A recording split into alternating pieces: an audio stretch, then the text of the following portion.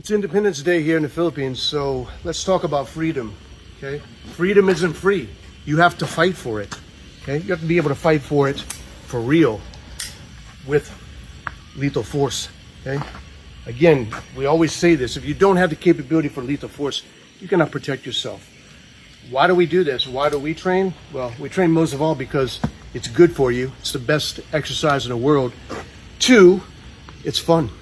There's nothing better. It's because it's strategy and tactics. We're not just doing some mindless physical movement, okay? Everything must be applied artistically.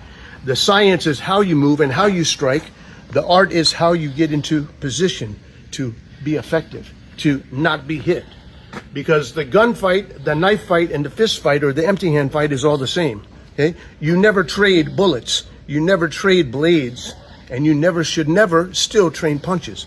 So if you're training to cover and you're training to get hit, well, that's just not smart, okay? And it never was the way that we trained historically anyway, okay? So again, why do we train? Well, I train because I've always liked to fight, actually.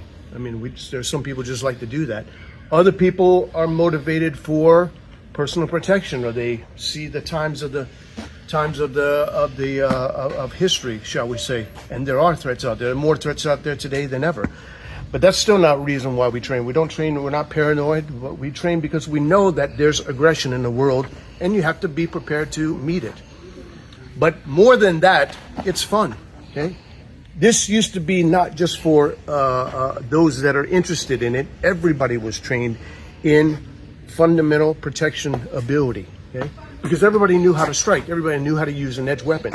An axe, okay, knives, everybody knew how to use those. And everybody knew how to actually move the body. Martial arts and dance were connected. They were simultaneous. They supplemented and enhanced each of those abilities, actually.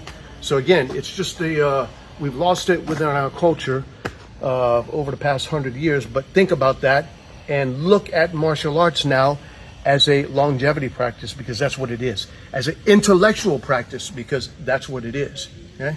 So now we're gonna show you how we actually fight, okay? To really fight, you have to get into what we call the assault position. This here is what we call the attack position. When you start your attack, when you see the threat and she attacks me here, that is the attack position where the attack is initiated. Now you want to get to the assault position, okay?